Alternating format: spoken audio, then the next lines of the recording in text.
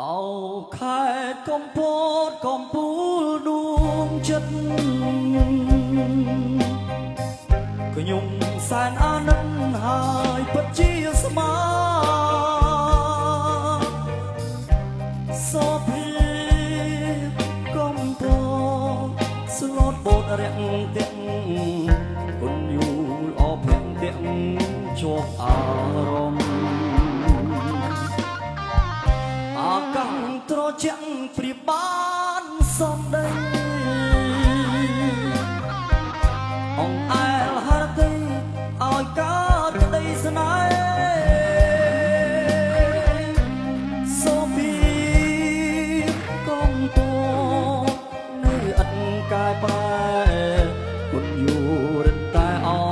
យស្នេហ៍ជាប់ចិត្ត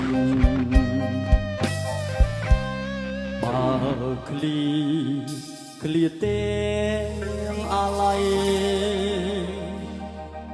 នោមក្តីស្រមៃទុកភ័យប្តីផ្ដិតគឺជារឿងកម្មប្រចាំជីវិតកំពតដួងចិត្តអាណិតខ្ញុំកំពតពោពេញលោលេងឡើងថ្មីគេសល់អស់ខ្ចីគប់ចិនដាបងថ្ងៃណានឹងបានប្រាំបីត្រកកំពតរៀមសងកជាទីរ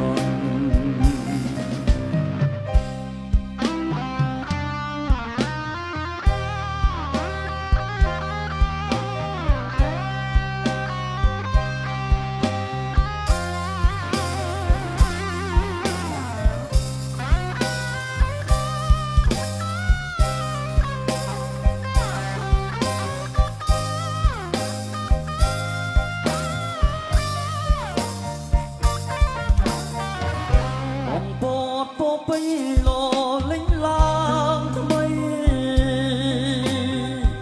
គេសល់អស់ខ្ចីកប់ចិនដាបងថ្ងៃណានឹងបានប្រានបីត្រកកំពតរៀមសងប